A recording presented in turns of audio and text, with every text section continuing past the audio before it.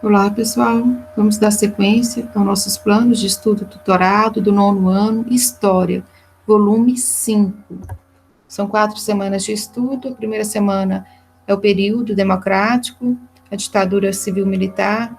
Na semana 3, a ditadura civil-militar e os processos de resistência. E na quarta semana, os movimentos de contracultura no Brasil e no mundo. Então, são 4 semanas, totalizando 3 aulas semanais. Nossa temática, então, é a modernização na ditadura e a redemocratização, o Brasil após 1946. Então, vamos estar estudando aí o período democrático, de 1946 a 1964, o Brasil na era JK, e o ideal de uma nação moderna, a urbanização e seus desdobramentos em um país de transformação e as reformas de base do governo de João Goulart. Bom, então vamos lá, conteúdos relacionados aí, urbanização, a desigualdade, o êxito rural, o surto industrial, a atuação da CGT e da UNE, da União Nacional de Estudantes, das Ligas Camponesas. Vamos lá. Na semana 1, então, estudaremos a experiência de governos democráticos no Brasil de 1945 a 1964. Finalmente, na semana 2, estudaremos o golpe militar e os processos de instalação de uma ditadura civil-militar no Brasil. Na semana 3, aprofundaremos, então, os processos de resistência à ditadura, chamando atenção para os movimentos culturais e políticos, e na semana 4, estudaremos algumas transformações profundas ocorridas no Brasil e no mundo na década de 50 e 60, bem como as diversas transformações culturais que marcaram o mundo até os dias de hoje. Então, vamos lá? Atividades. No período que se estende de 1945 até 1964, ficou conhecido como período democrático, termo cunhado pelo historiador Jorge Ferreira. Veremos que, ao longo do tempo, o Brasil vivenciou transformações profundas, caracterizadas pelos processos de industrialização, de urbanização, de êxodo rural, além do aumento das desigualdades sociais e dos conflitos sociais. Ao longo dessa semana, através das atividades integradas, identificaremos, descreveremos e analisaremos diversos processos sociais, econômicos e culturais que caracterizaram o Brasil pós-1946. Nesse momento, havia pelo menos 2 projetos em disputa. Primeiro, o projeto nacionalista, o líder aí, Getúlio Vargas. O Estado deveria intervir na economia, investindo em áreas estratégicas como petróleo, siderúrgica e transportes, incentivando os investimentos privados. Getúlio Vargas vai ficar 19 anos no poder, de 1930 até 1945. Depois ele volta em 1950, de 1950 a 54. Então, a ideia dele era de um Estado grande, forte, atuante, intervindo na economia.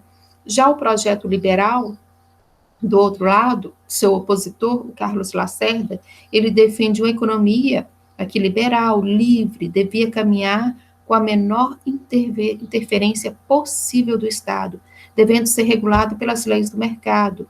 O desenvolvimento devia se apoiar nas empresas privadas, nacionais e estrangeiras, então a concorrência. Eles defendiam a liberdade, aqui o projeto liberal de Lacerda, liberdade na economia, do mercado. Bom, item 2, Getúlio Vargas. A entrada do capital estrangeiro devia ser controlada pelo Estado, que também deveria regular as remessas de lucro para o exterior. Então, o Estado atuante, intervindo, o Estado autoritário ali, opressor, o Estado controlando a vida dos seus cidadãos. Projeto nacionalista, Getúlio Vargas. Projeto liberal, do Carlos Lacerda, item 2, ele defendia os capitais e as empresas estrangeiras deviam ter liberdade para estar atuando no Brasil, inclusive na remessa de lucros também. Depois, item 3, projeto nacionalista de Vargas, Getúlio Vargas. O governo devia manter uma posição independente em relação aos Estados Unidos. Já o Carlos Lacerda, item 3, projeto liberal, o governo brasileiro devia se aliar aos Estados Unidos de forma incondicional, ajudando a combater o comunismo. Estava na Guerra Fria, acabou a Segunda Guerra Mundial. Então, o mundo estava polarizado, dividido em países capitalistas e países socialistas, comunistas. Já o Carlos Lacerda achava que deveria combater o comunismo. Então, vamos lá? Atividade 1. A experiência democrática. Acompanhe o roteiro ilustrado abaixo e faça o que se pede. Aqui, tome nota, vamos ver primeiro o roteiro. Esse roteiro ilustrado foi pensado para facilitar seus estudos, assim você conseguirá compreender melhor na medida em que for respondendo ao que se pede. Aqui, tome nota, período democrático. Vamos aqui nas imagens, aqui o Brasil, pós 1945 até 1964. Aqui o governo de Eurico Gaspar Dutra. Logo depois do governo de Vargas, hora que acaba a Segunda Guerra Mundial, 1945, aí começa o governo de Dutra, 1946 até 1950.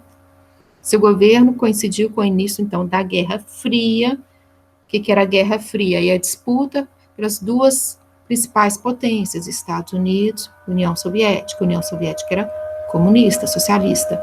Os Estados Unidos, democracia. E os dois muito poderosos. Então, é uma guerra fria, que os dois não combatem frente a frente, tá? Fica uma guerra fria. Optou-se por aliar aos Estados Unidos, o governo de Dutra. Então, de 1946 a 1950. Cassou o registro do Partido Comunista no Brasil, ele não deixou. Durante seu governo foi discutida, votada e aprovada uma Constituição, a quinta do Brasil, no governo de Dutra. Aí as perguntas aqui ao lado, então, nossas atividades. A número 1. Qual é a importância de uma Constituição para um país? Apresente os principais aspectos da Constituição de 1946, que é a quinta Constituição do Brasil, no governo de Dutra. Então, vamos lá. Quais eram as características? Vamos anotando. Ela foi aprovada em 18 de setembro de 1946. Ela definiu o Brasil como uma república federativa presidencialista. Anotem aí.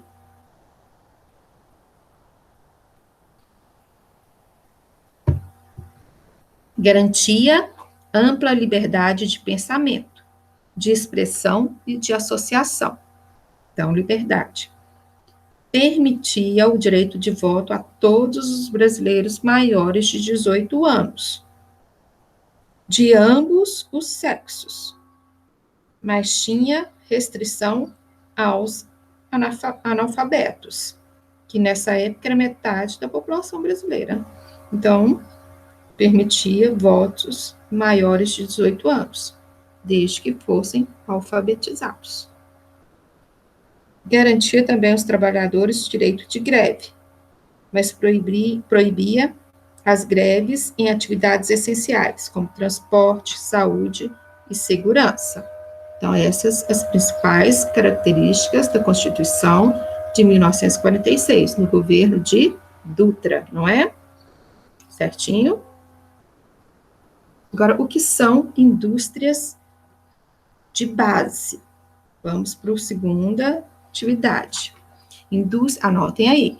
Indústria de base, indústria que fabrica matérias-primas e demais produtos necessários a outras indústrias, como aço, máquinas, motores e energia. Então, a indústria de base é isso, ela vai te dar base para as demais indústrias. Então, repetindo. Indústria que fabrica matérias-primas e demais produtos necessários a outras indústrias, como aço, máquinas, motores e energia. Então, por isso que nessa época vai investir muito em hidrelétricas, tá? A Vargas, a Companhia Siderúrgica Nacional de Volta Redonda. Então, são várias empresas aí grandes que o Estado vai estar, na época, conduzindo aí para dar suporte às outras indústrias. Depois, número 3, quais são as principais diferenças entre os projetos nacionalistas e liberais? Então, como nós vimos, os projetos nacionalistas, eles defendem um Estado forte, intervindo na economia, investindo em áreas estratégicas, como o petróleo, a siderúrgica, transporte, tá? Esse é um projeto nacionalista. E o projeto liberal já defende as leis do mercado, liberdade de comercializar, sem interferência do Estado. Certinho? Agora vamos falar aqui o segundo governo de Vargas, que é 1951 a 54. Ele continua um governo desenvolvimentista também no Estado, desenvolvendo. Vai ser de 1951 a 1954.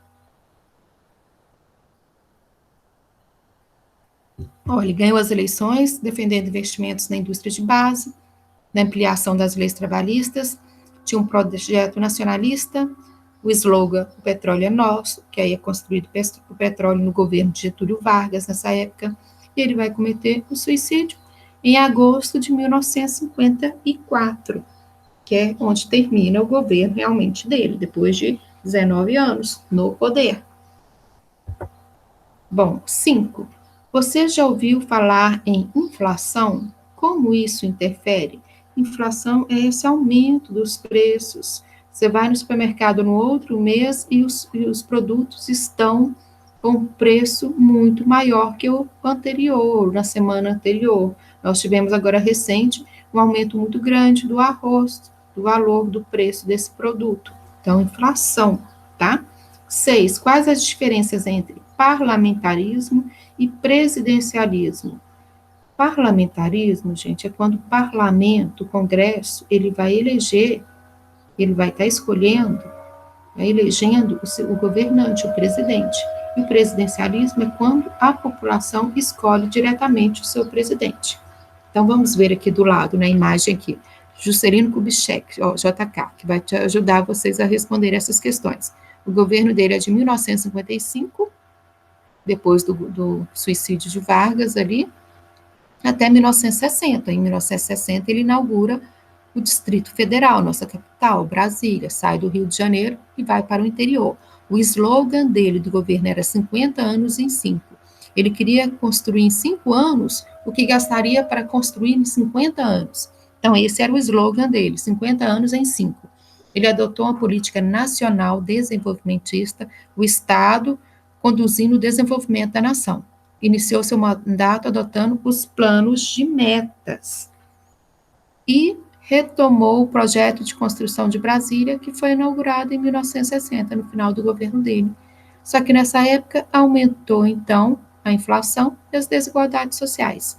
O segundo aqui, presidente, aqui o de óculos, aqui do meio, Jânio Quadros, o governo dele é de 1961, porque logo no primeiro ano do governo dele, ele vai renunciar, sair, pedir para sair. Então, Jânio Quadros, ele restringiu os gastos do governo, ele congelou salários, aumentando o preço do pão e combustíveis, obteve baixa popularidade entre a população e ele acabou renunciando à presidência. Aí assume, na época, o vice dele, o João Goulart, esse último aqui, o terceiro, que o governo dele foi de 1961 a 1964. Era apoiado pelos movimentos sindicais e estudantis.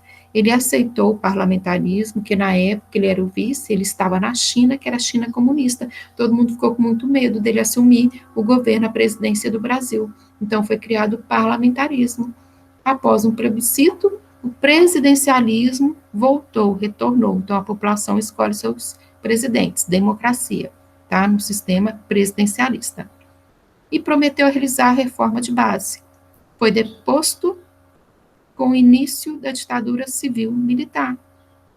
Então, acaba o governo dele com o golpe de 64, a ditadura militar. Aí está perguntando na questão número 7, as reformas de base propunham quais transformações? Só lembrando, gente, o que eram as reformas de base? Tá? É você investir, na época, na construção de hidrelétricas, tá? Indústrias para produzir aço, máquina, motores, energia, para dar aqui assistência às outras indústrias. Com isso, não conseguia desenvolver a industrialização, era necessário, tá?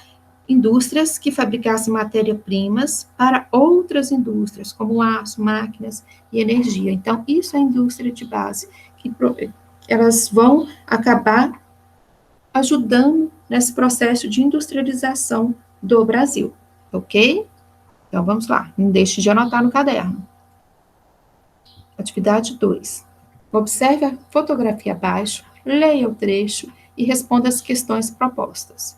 Então, na imagem aí, a fotografia aérea da Avenida Juscelino Kubitschek, em São Paulo.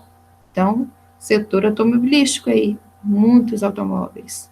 Então, indústria aqui automobilística, estão começando no Brasil nessa época, principalmente no governo do Juscelino Kubitschek, 1960, tem muitas multinacionais que estão vindo para o Brasil.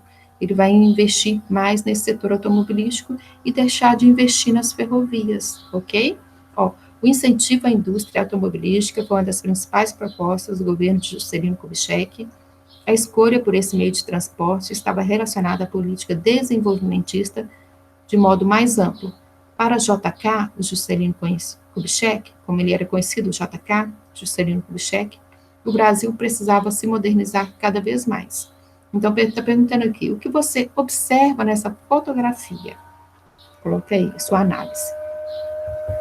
Depois, podemos relacionar os elementos presentes na fotografia às políticas implementadas no governo de Juscelino Kubitschek, JK, de 1955 a 1960, que foram reunidas no chamado Plano de Metas?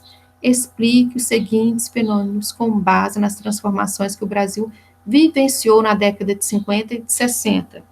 Tá? Lembrando que o plano de metas do governo de Juscelino Kubitschek, que era 50 anos em 5, tá? Era um plano de metas que previa investimentos públicos em 5 grandes áreas: energia, transporte, indústria, alimentação e educação. Em que, na questão da industrialização, então, nesse período da década de 50 e 60, o Brasil vai viver uma época de profunda modernização, de industrialização, por causa da política dele desenvolvimentista, tá? Do governo de Juscelino Kubitschek. Na urbanização, então, está levando aí a nossa capital para o interior. Então, esse processo de urbanização também. E está acontecendo o êxodo rural. O que é o êxodo rural? O homem do campo está indo para as cidades, em busca de trabalho. Então, vai acontecer nessa época esse êxodo rural, que é essa migração do homem do campo para as cidades. Porque para a construção de Brasília vai precisar de muitos trabalhadores. Então, você tem muitos trabalhadores na época, principalmente do Nordeste, do país inteiro, que está indo para Brasília para ajudar nessa construção, que estava gerando muito emprego nessa época. Então, industrialização do governo de Juscelino Kubitschek vai acabar desenvolvendo essa industrialização no Brasil. Muitas empresas multinacionais no setor automobilístico vai vir para o Brasil, vai construir a Brasília, a nossa nova capital, e vai acarretar também problemas sociais, porque a migração do homem do campo para a cidade. Então, o êxodo rural. Letra C. Com o crescimento industrial, aumentaram também as desigualdades sociais pelo país. As populações mais pobres iam em busca de novas oportunidades nos grandes centros urbanos. Isso significava deixar para trás sua cidade natal, às vezes sua família. Nem sempre essas pessoas encontravam um futuro promissor e acabavam vivenciando situações difíceis. A migração era resultado também da falta de emprego e condições de vida dignas. Converse com seus pais, avós ou conhecidos que tenham vivenciado alguma situação semelhante. Se preferir, registre e com a conversa em seu caderno. Boa atividade 3. As reformas de base prometidas no governo de João Goulart animaram vários setores da sociedade que viram nelas oportunidades promissoras de redução das desigualdades sociais. Esses setores iam se organizando na medida em que levavam adiante suas reivindicações. No ano de 1961, o deputado Francisco Julião discursou em defesa da aplicação dos direitos trabalhistas no campo e da reforma agrária, buscando garantir que fosse limitada a quantidade de terras que cada pessoa podia possuir. Bom, glossário: reivindicar e reclamar, exigir um direito. Então, ele queria a reforma agrária, acabar com o latifúndio, com extensas propriedades agrícolas, para ter pequenas propriedades agrícolas. Bom, reforma agrária: redistribuir as propriedades rurais de forma igualitária. Bom, você já produziu um card? Essa é mais uma maneira de ajudar a organizar os seus estudos. Um card possui informações resumidas, relevantes e de rápida compreensão. Geralmente, os jogos de tabuleiro também explicam os cards. Um card pode possuir uma imagem, além de apresentar um pequeno texto explicativo do tema a qual ele se refere. É simples, prático e te ajudará bastante. Agora é com você. Pesquise em seu livro e em outros materiais a atuação desses movimentos abaixo e monte um card para cada um deles. Busque considerar de que forma as reivindicações desses grupos continuavam presentes em nosso cotidiano. Então, vamos lá. Está falando da União Nacional dos Estudantes, da UNE, está falando também das ligas camponesas. Então, você vai colocar aqui o que cada uma defendia.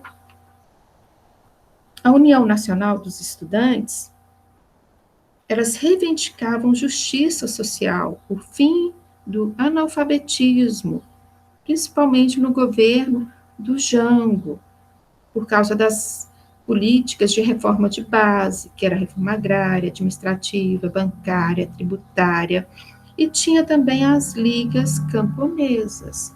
Quem eram aí as ligas camponesas? Elas eram lideradas pelo advogado pernambucano Francisco Julião, defendia a aplicação dos direitos trabalhistas no campo, a sindicalização do trabalhador rural, uma reforma agrária que limitasse a quantidade de terras que cada pessoa podia possuir e a adoção de um imposto progressivo sobre as terras não cultivadas. Então, ligas camponesas. O que são as ligas camponesas? São associações de defesa dos trabalhadores rurais. Elas surgiram primeiramente foi em Pernambuco. Se fizeram presente em vários outros estados brasileiros. E o principal líder, então, Francisco Juliano. E a União Nacional dos Estudantes, a UNE, reivindicava também justiça social, o fim do analfabetismo no Brasil, na época. Ela foi muito atuante também na época do regime militar. A União Nacional dos Estudantes, eles eram perseguidos, que eles queriam acabar com a ditadura militar. Então, vamos lá? Anotaram? Então, vamos dar sequência. Vocês podem pesquisar também. Aqui tem os sites. Digita lá no YouTube, História do Brasil, por Boris Fausto, ou a Carta de Suicídio de Getúlio Vargas, ou O Sonho de Juscelino, que é Brasília, 1958, digita lá o título, lá no YouTube, e pesquisa. Pode pesquisar também o comício da Praça Central também, ok? Então, bons estudos. Vamos lá.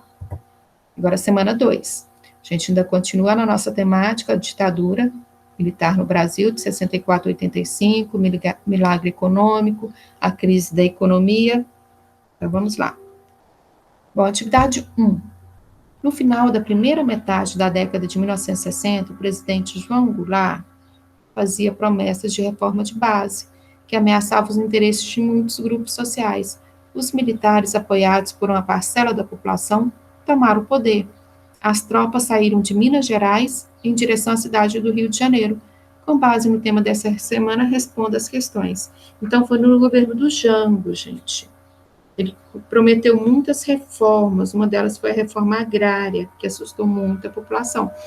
Então, os militares acabaram dando um golpe, ou seja, acabou essa democracia e os militares ficaram no poder. Então, o que é um golpe de Estado? É quando alguém toma o poder de outra pessoa que tenha sido eleita democraticamente. Letra A. O que é um golpe de Estado? Quando alguém toma o poder de uma pessoa que foi eleita pelo povo democraticamente. Então, isso aconteceu em 1964, governo de João Goulart. Letra B. Durante o regime militar, pouco a pouco as liberdades democráticas foram interrompidas. Esse período foi marcado por contradições, perseguições, mortes, torturas e violação dos direitos humanos. O regime se apoiou na repressão e durou mais de 2 décadas.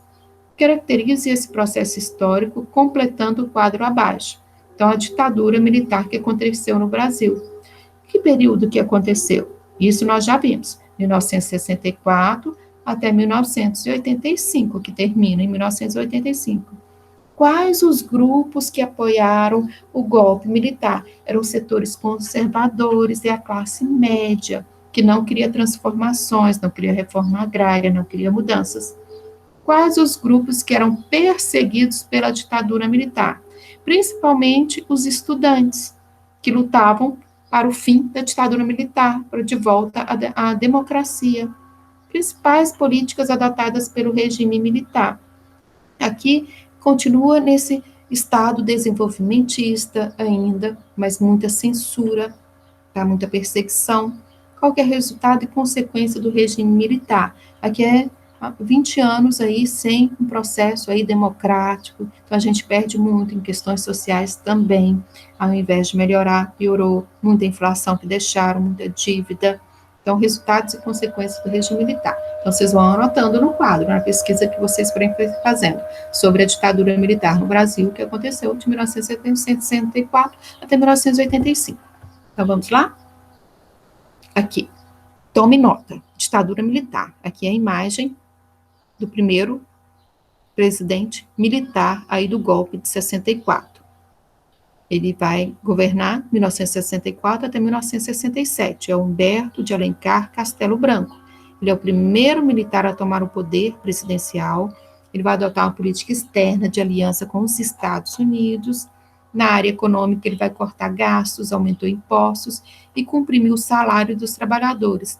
Decretou a lei de imprensa e a lei de segurança, além dos atos institucionais, que são atos que não está previsto na Constituição, tá? Ato institucional número 1, 2, 3. Então, esses atos institucionais. Bom, então vamos lá, atividade 2. Acompanhe o roteiro ilustrado abaixo e faça o que se pede. Esse roteiro ilustrado foi pensado para facilitar seus estudos. Assim você conseguirá compreender melhor na medida em que for respondendo ao que se pede. Bom, o que é política externa? Por exemplo, no governo do Castelo Branco, ele acabou se aliando aos Estados Unidos. Então, a política externa dele, ele tomou uma decisão de que lado que ele queria estar. Era do lado da União Soviética, do comunismo? Não, era do lado dos Estados Unidos. Tá? Uma aliança aí entre Brasil e os Estados Unidos. 2. Quais as modificações promovidas pela Lei de Imprensa e Lei de Segurança Nacional? A Lei de Imprensa e a Lei de Segurança Nacional, nessa época, como é uma ditadura, então as pessoas não vão ter liberdade de expressão. É censura, vai te censurar. Se você falar mal do governo, vai te prender. A doutrina de segurança nacional, o objetivo era combater o comunismo na América.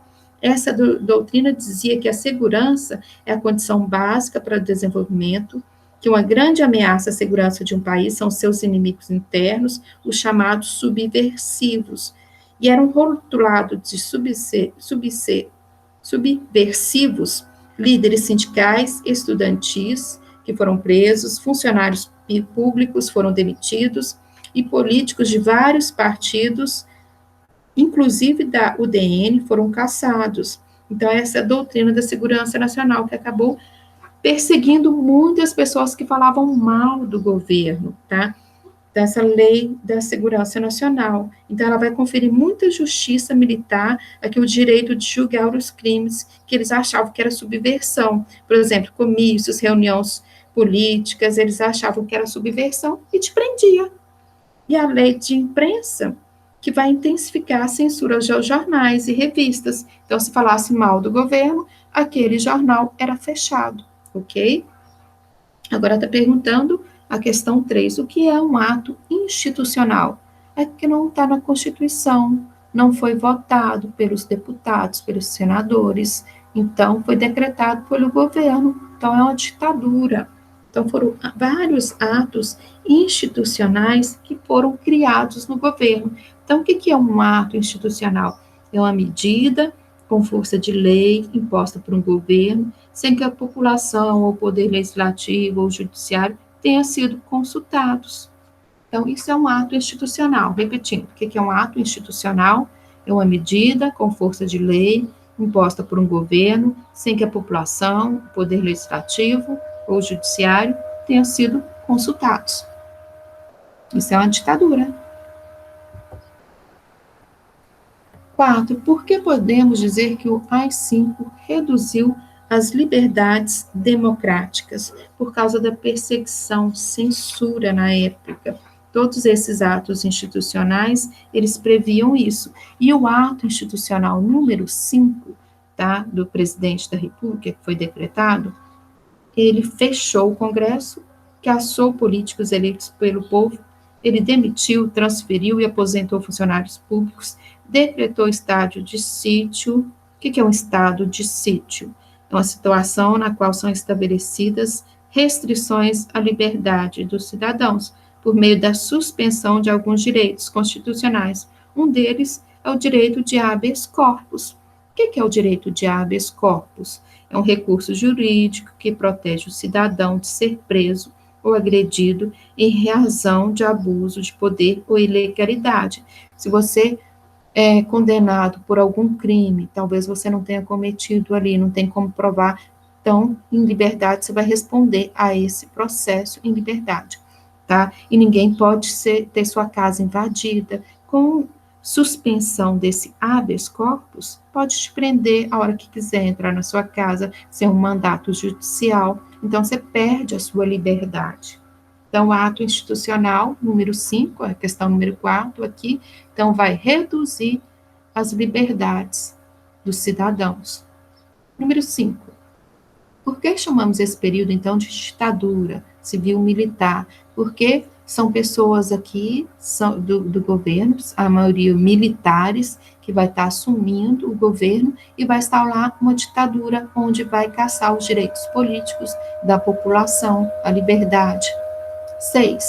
Caracterize o processo histórico que ficou conhecido como milagre econômico. Na época, o Brasil ele conseguiu realmente melhorar o seu desenvolvimento, tá, econômico. Então, o que é milagre econômico? É uma expressão que foi usada pela primeira vez para descrever a rápida recuperação da Alemanha Ocidental depois da Segunda Guerra Mundial, na década de 1950. Na década seguinte, a mesma expressão foi usada para caracterizar o crescimento também do Japão, que ele teve a bomba de Hiroshima e depois a de Nagasaki, que foi destruído. E eles conseguiram se recuperar, quase que foi um milagre econômico.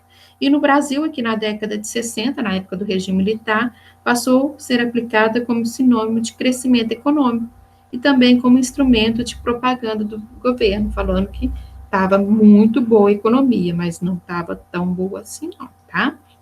Então, vamos lá. 7. Quais os partidos políticos que existiam nesse período?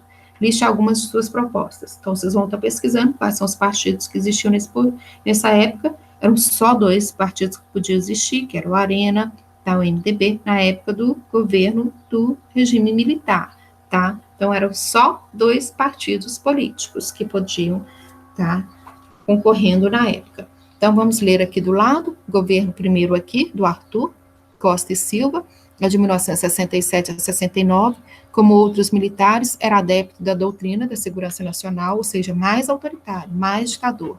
Adotou uma linha dura de repressão aos inimigos, então qualquer pessoa que falasse mal do governo era perseguido. Decretou o ato institucional número 5, fechou o Congresso, cassou mandato de políticos de oposição, mandou prender milhares de pessoas.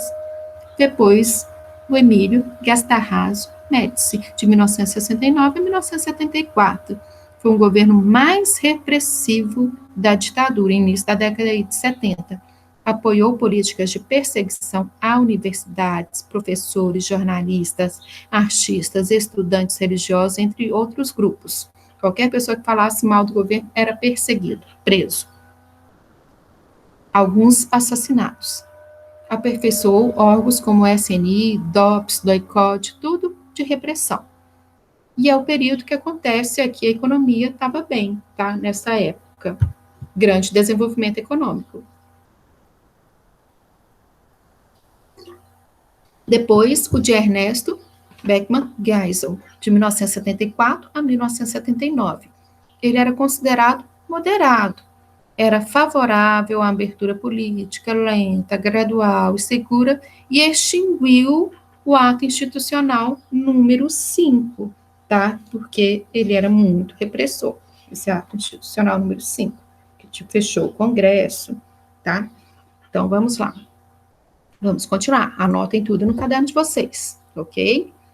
Número 8. A campanha pelas diretas já se espalhou pelo país. Quem participava? Como e o que reivindicavam?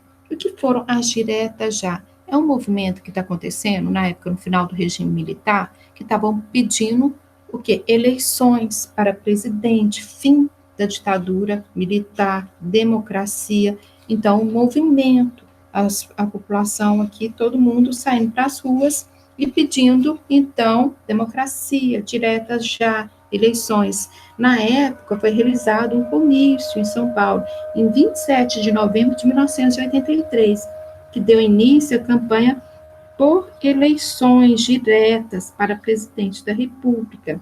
Então, é conhecido como campanha das diretas já. Como se tornou conhecida, logo se espalhou pelo país, animada por comícios, ok? E vamos ver aqui, então, o último aqui, o Figueiredo, que é o último presidente aqui do regime militar. Ele participou da transição entre a ditadura e a democracia, sendo eleito indiretamente para presidente da República, aprovou o fim do bipartidarismo. O que é bipartidarismo? Na época só existiam 2 partidos políticos. Aí começam a surgir mais partidos políticos no Brasil nessa época.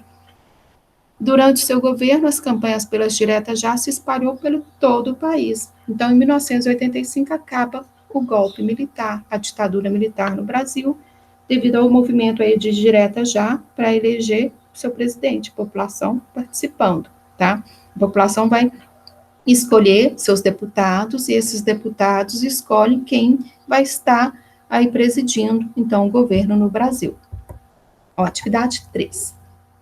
As charges são, em geral, trabalhos artísticos vinculados em panfletos, jornais. Elas são caracterizadas por apresentar uma crítica social sobre algum tema específico. Também elas são importantes fontes históricas, na medida em que podem ser interpretadas como produtos de um tempo histórico. Observe, então, a charge, publicada em 2010. Essa charge aqui do lado, estão vendo que o Brasil, aqui está parecendo um corpo, um ser humano ali, que está todo recolhido ali. E do lado está escrito, ó, 1964, golpe, ditadura, boicote, tortura, repressão, e ali um militar passando a tinta, apagando, uma esponja, como se fosse um quadro ali, uma louça. Então, apagando ali essa história nossa, que foi vergonhoso, de tanta tortura, de tanta repressão, censura, ditadura. Então, o que você observa na charge? O que você identifica? Aí vai anotando para gente. Qual a crítica social que ela constrói aqui, essa crítica, ou seja, o Brasil aqui está todo ali sofrido, não é?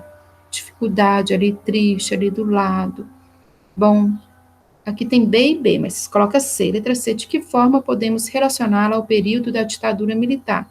Nessa época, os direitos foram cassados, tá? Você não tinha liberdade de expressão, de pensamento. Se falasse mal do governo, você era preso, torturado. Alguns perderam a vida nessa época também. Como podemos relacionar a questão dos direitos humanos? Então, nem habeas corpus você tinha, tá? Você era preso injustamente, você nem sabia o porquê você estava sendo preso.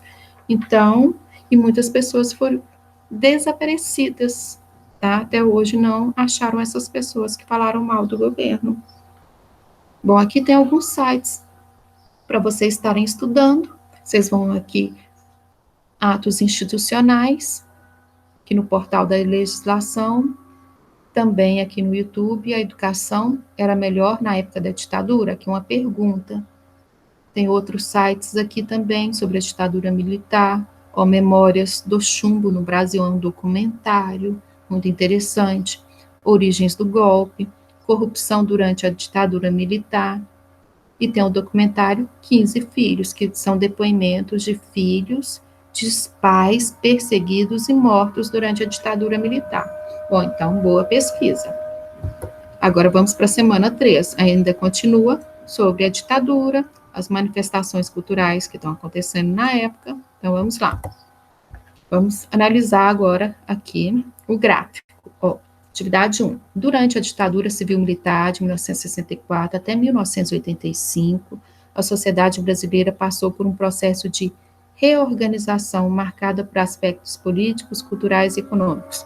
A distribuição de renda, de dinheiro, distribuição de renda durante esse período foi um dos principais aspectos de aprofundamento das desigualdades sociais no Brasil. Analise o gráfico com atenção e responda às questões propostas. No gráfico está escrito, então, a distribuição de renda, bens, dinheiro, tá? No Brasil. De azul são os mais ricos. Dá uma olhadinha aqui embaixo na década de 1980. Cresceu muito o número de ricos no Brasil. E na década de 80, a gente ainda estava no regime militar. Olha aqui, 1960 era 39%, 1970, 46%, 1980, 51%, ok? Ó, tá perguntando a letra A. No grupo dos mais ricos, 10% em azul, ao longo das décadas de 1960 a 1970 e 80, o que ocorreu com o tamanho de sua renda? Então, a gente pode perceber que continuaram mais ricos ainda. E os mais pobres, embaixo, vê que muda muito pouco. Então, vamos lá. E letra B. No grupo dos mais pobres, 50% em amarelo, ao longo das décadas de 60, 70 e 80, o que acontece com o tamanho de sua renda? Pouca mudança, não é? Letra C. Os movimentos de resistência à ditadura, em parte, podem ser explicados pela insatisfação popular ao regime, seja pelos abusos cometidos ou pelas crises que se estabelecem nesse período. Comente a participação dos movimentos de resistência à ditadura no Brasil, destaque suas principais reivindicações. Na época, principalmente os estudantes iam para a rua, lutavam contra a ditadura, pedindo o quê? Democracia, tá? Liberdade, direito de eleger seus próprios governantes. Então, vocês vão estar pesquisando sobre isso, tá? Vários professores vão ser presos nessa época, vários políticos também são presos, que lutam contra a ditadura. Bom, atividade 2. Durante a década de 60 e 70, cada vez mais o movimento estudantil organizado pela União Nacional dos Estudantes, a UNE, se tornava um dos canais de resistência à ditadura. A morte do estudante Edson Luiz, em 1968, se tornou um símbolo do movimento contra a ditadura civil-militar do Brasil. Letra A. Quais eram as principais demandas dos estudantes naquele período? Liberdade, gente, liberdade. Não ser preso à toa sem saber por quê. Poder falar mal do governo, ter essa liberdade.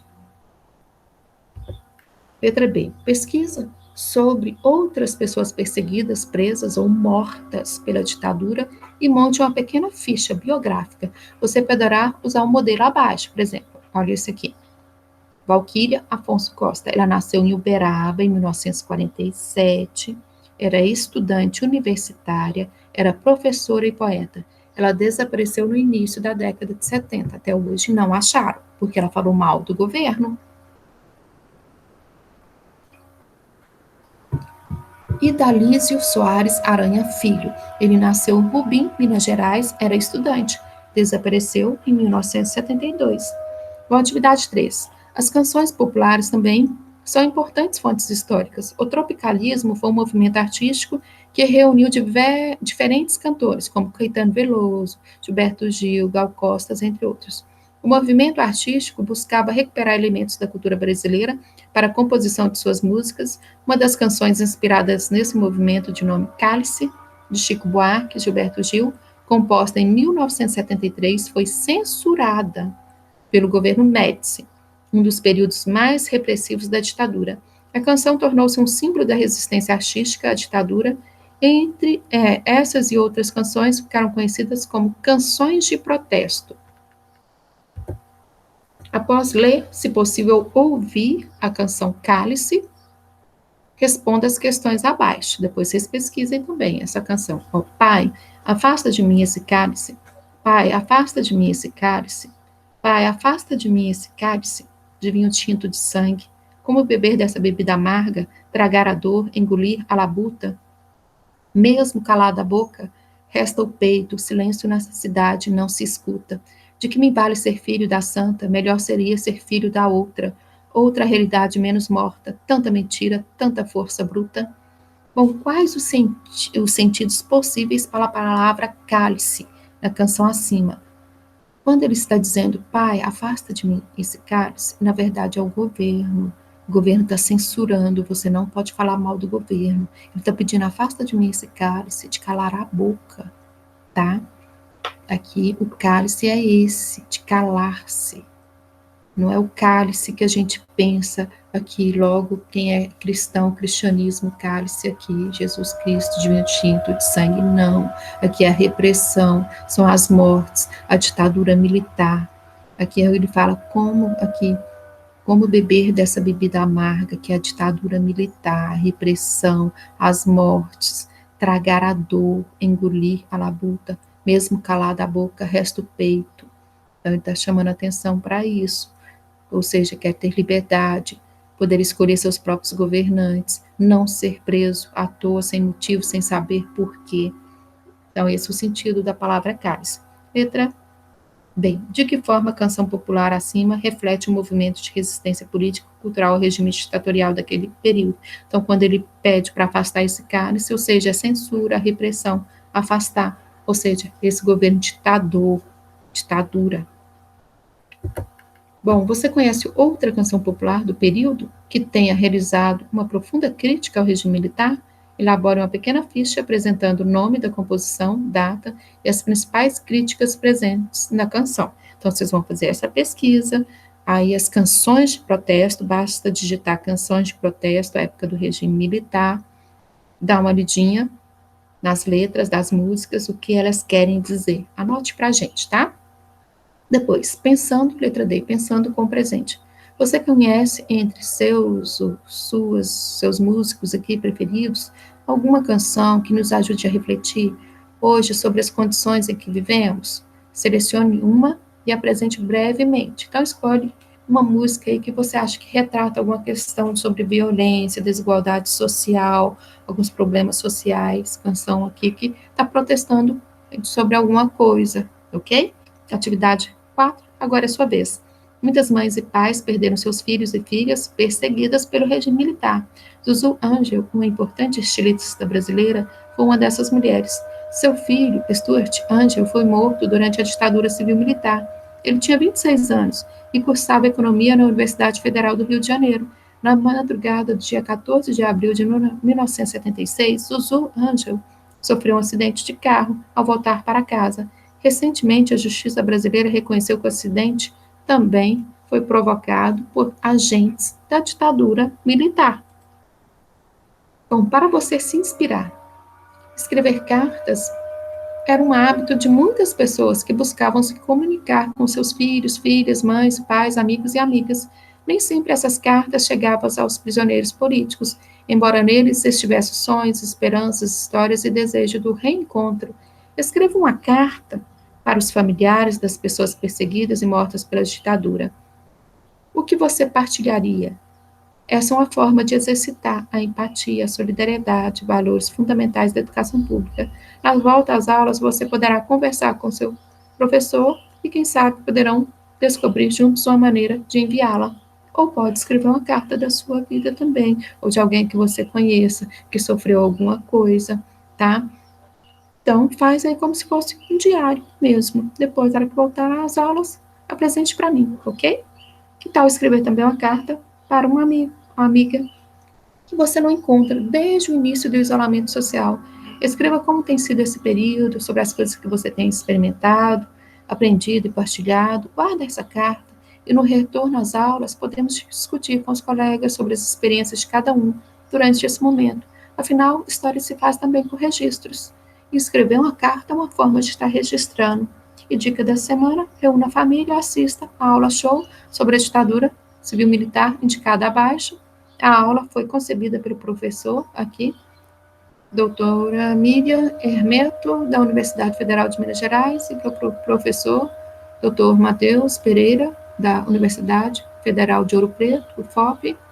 Então, aula show, ditadura militar, e Festival da Record, de 1967 também, tem um vídeo, a apresentação da música no Roda Viva, faz essa pesquisa, e pesquisa também Memorial de Mortos e Desaparecidos durante a ditadura militar. Ok? Então, vamos para a semana 4.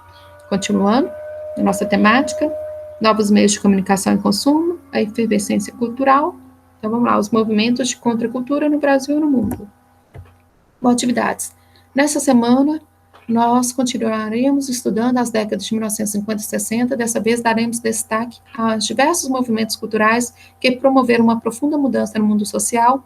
Assim, finalizamos esse percurso formativo até o momento em que a experiência democrática brasileira foi interrompida pelo golpe militar de 1964, que instaurou uma ditadura civil-militar no país.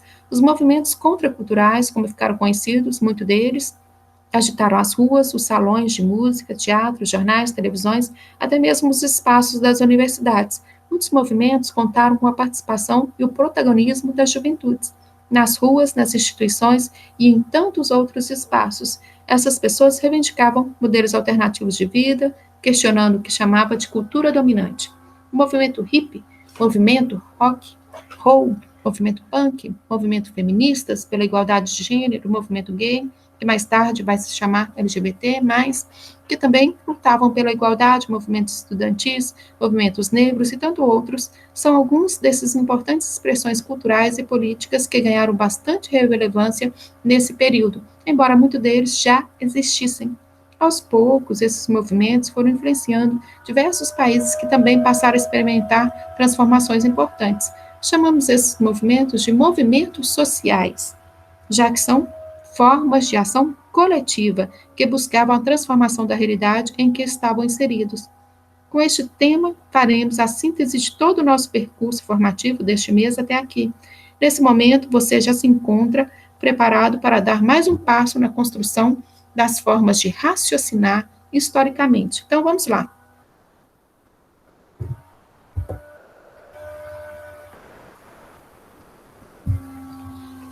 Atividade 1.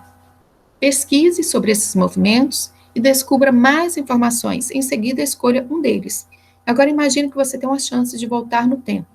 Bom, você teria a oportunidade de se encontrar com os participantes do movimento que você selecionou.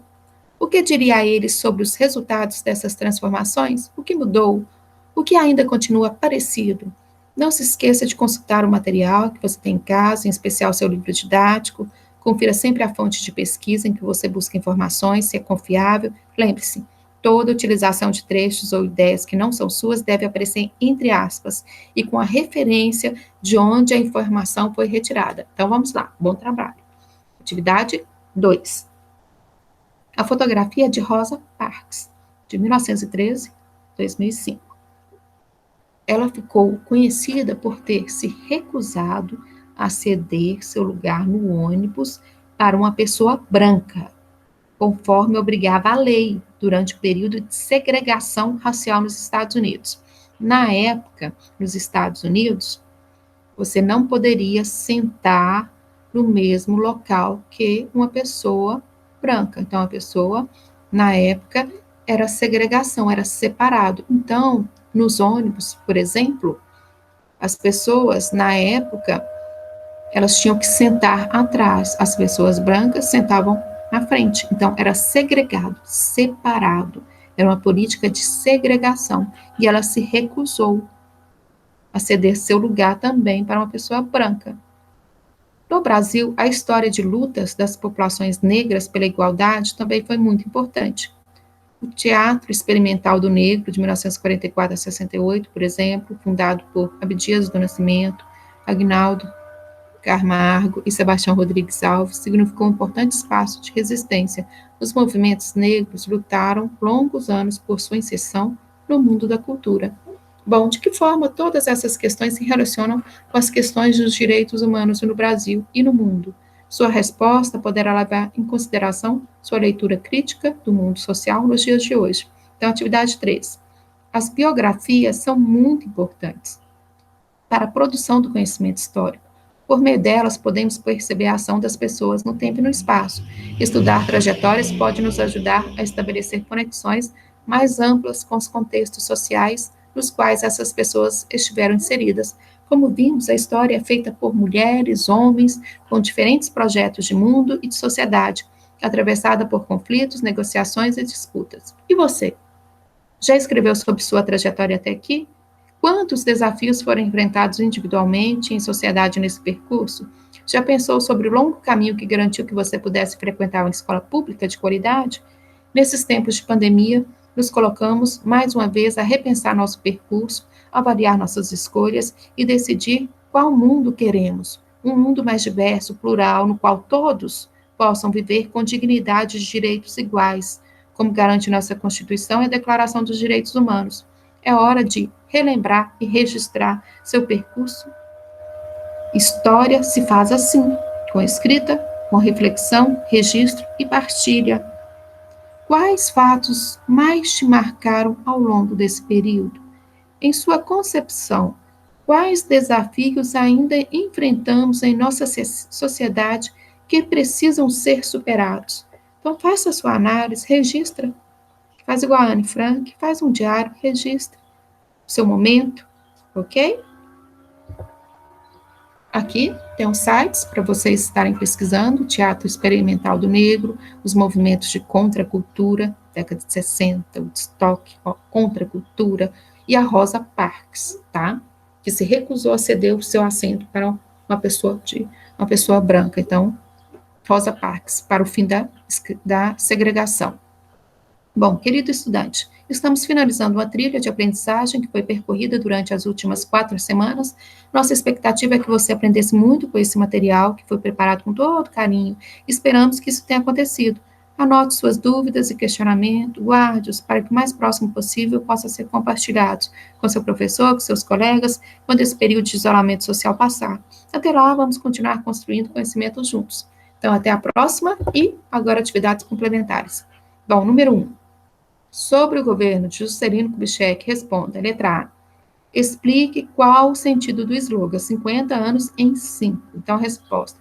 O slogan tinha o objetivo de mostrar que um desenvolvimento econômico acelerado seria colocado em prática. B. Quais os principais setores que receberam investimento do plano de metas? É o setor da energia, de transporte, alimentação e educação. 2. Qual era o slogan da campanha de Juscelino Kubitschek? Qual era o motivo desse slogan? O slogan 50 anos e 5, pois Juscelino pretendia industrializar e modernizar o país em ritmo acelerado. 3. Quais foram as consequências negativas das escolhas de Juscelino Kubitschek para industrializar e modernizar o país? Resposta. O tipo de industrialização e modernização escolhido por Juscelino Kubitschek, o JK, fez aumentar as desigualdades sociais e regionais do país, levando a um forte fluxo migratório ao êxodo rural, sobretudo de nordestinos para a região sudeste, onde se concentrou grande parte da modernização. 4. Explica o que foi a doutrina Truman. Foi uma série de práticas realizada pelo governo estadunidense no contexto da Guerra Fria, visando conter a expansão do comunismo. E aqui no Brasil, explica o que foi a doutrina de segurança nacional, na época do regime militar. Foi uma ideia elaborada por estrategistas estadunidenses de que um país só poderia se desenvolver se garantisse sua segurança, não deixando que ela fosse ameaçada pelos inimigos internos, ou seja, os subversivos que propagavam o comunismo. Ok? Se chegaram até aqui, então, obrigada, até a próxima, bons estudos, não deixem de pesquisar, de anotar. Então, até a próxima. Obrigada.